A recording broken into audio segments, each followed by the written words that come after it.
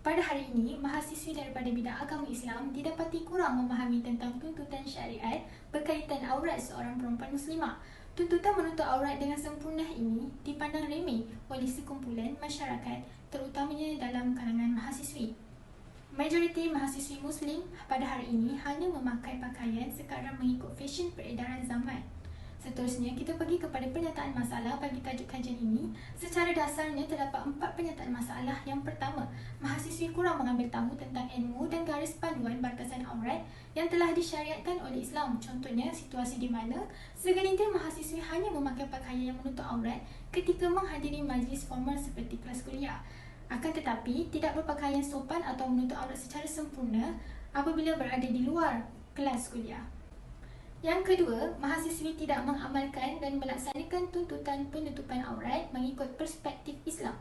Hal ini kerana didapati terdapat sebilangan mahasiswi memakai pakaian yang ketat dan jarang semata-mata ingin mengikut trend terkini. Yang ketiga, mahasiswi keliru tentang bagaimanakah penutupan aurat secara sempurna diaplikasikan. Terdapat juga mahasiswi Muslim yang tidak tahu bahawa lengan dan kaki itu juga merupakan aurat bagi perempuan. Hal ini demikian kerana pengkaji mendapati terdapat segelintir mahasiswi yang suka melipat lengan baju hingga ke siku, tidak memakai stokin, memakai tudung di atas dada dan mengikat rambut seperti bonggol di kepala. Perkara ini tidak hanya melanggar hukum hakam syariat, malah turut melanggar peraturan tata tertib berpakaian yang telah dikuatkuasakan dalam Akta Universiti dan Kolej Universiti 1957. Dan yang keempat, kurang tindakan daripada pihak yang bertanggungjawab dalam membendung keruntuhan maruah seorang perempuan yang tidak menutup aurat dengan sempurna. Tidak dapat dinafikan bahawa forum, ceramah atau kempen-kempen berkaitan batasan aurat wanita kurang dijalankan pada peringkat pengajian tinggi. Assalamualaikum warahmatullahi taala wabarakatuh. Kemudian tujuan kajian ini dijalankan adalah untuk mendalami ilmu tentang batasan aurat muslimah menurut perspektif Islam berlandaskan sumber-sumber daripada Al-Quran, As-Sunnah dan pandangan ulama yang muktabar. Selain itu, ia juga bertujuan untuk mengkaji tahap kefahaman mahasiswi syariah Universiti Sultan Zainal Abidin tentang batasan aurat muslimah. Akhir sekali, kajian ini dijalankan adalah untuk menganalisis sejauh mana pelaksanaan tuntutan penutupan aurat mengikut perspektif Islam dalam kalangan mahasiswi syariah Universiti Sultan Zainal Abidin. Seterusnya, objektif kajian. Kajian ini mempunyai 3 objektif. Yang pertama, untuk mengetahui dan mendalami ilmu batasan aurat perempuan muslimah mengikut perspektif Islam berlandaskan Al-Quran, As-Sunnah dan pandangan ulama yang muktabar. Yang kedua, untuk mengkaji tahap kefahaman mahasiswi pengajian Islam Syariah Universiti Sultan Zainal Abidin tentang batasan sebenar aurat perempuan muslimah mengikut perspektif Islam. Yang ketiga, untuk menganalisis sejauh mana tahap pelaksanaan penutupan aurat mengikut perspektif Islam dalam kalangan mahasiswi pengajian Islam Syariah Universiti Sultan Zainal Abidin. Kemudian, persoalan kajian. Kajian ini mempunyai 3 persoalan. Yang pertama adalah, apakah batasan aurat perempuan muslimah mengikut perspektif Islam berdasarkan Al-Quran, As-Sunnah dan pandangan ulama yang muktabar. Yang kedua, adakah mahasiswi syariah Universiti Sultan Zainal Abidin memahami batasan sebenar aurat perempuan muslimah mengikut perspektif Islam. Yang ketiga, sejauh mana pelaksanaan penutupan aurat mengikut perspektif Islam dalam kalangan mahasiswi syariah Universiti Sultan Zainal Abidin. Okey, baiklah. Sekarang kita masuk pula kepada bahagian soratan literatur. Apa maksud soratan literatur ni? Okey, kalau ikut asal pengertiannya, soratan literatur ni membawa banyak sangat makna. Tapi saya akan ringkaskan secara mudah. Soratan literatur ni merupakan kajian-kajian yang telah pun dibuat oleh pengkaji-pengkaji sebelum-sebelum ni. Berkaitan topik kajian lah. Antara contoh sorotan literatur berkaitan tajuk ni ialah pembahasan kajian yang dilakukan oleh Rista pada tahun 2019 dalam artikelnya Batasan Aurat dalam 4 Mazhab. Tapi saya akan fokus kepada perbincangan sepakat ulama sahaja. Dalam artikelnya, Rita menyatakan bahawa ulama telah pun bersepakat dalam menentukan aurat wanita iaitu seluruh anggota badan kecuali tapak tangan dan muka. Walaupun ilmu ni sudah pun diketahui dan dikaji dan dinyatakan hukum batasan aurat tu, tapi masih ramai yang tidak mengamalkannya. Sebab itulah pengkaji memilih tajuk kajian terhadap tahap kefahaman dan pelaksanaannya dalam kalangan pelajar syariah UNIZA untuk melihat sejauh mana pelajar mengamalkannya.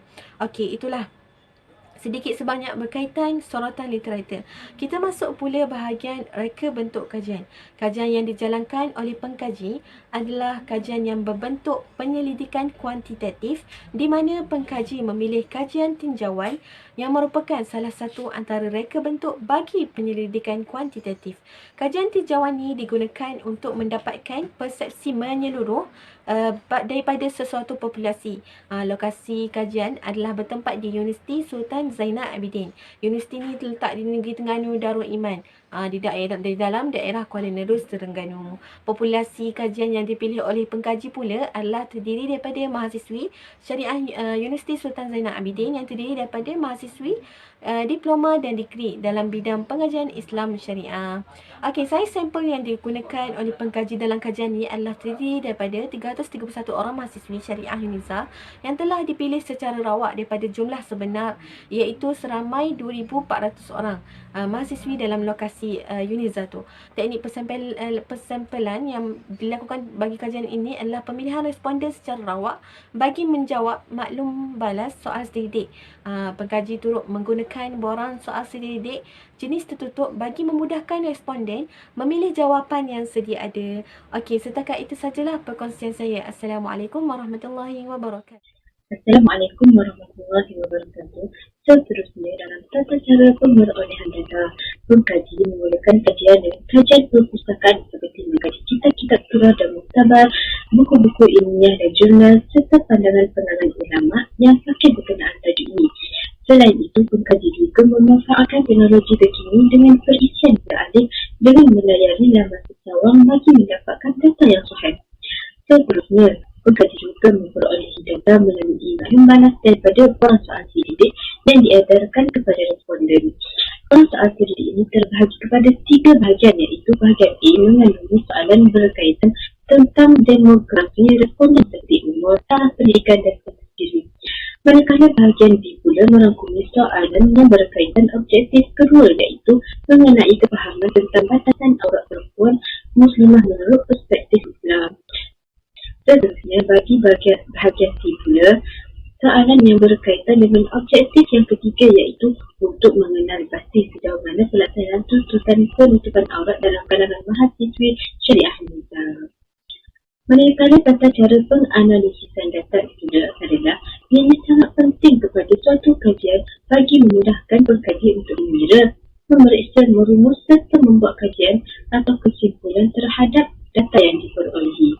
Dalam proses penganalisisan data ini, pengkaji menggunakan kaedah deskriptif dengan menyeremin dalam kajian berdasarkan skala Likert yang dibuat dalam soal selidik. Dengan pengiraan ini, pengkaji dapat menentukan tahap penyataan soalan dalam borang soal selidik.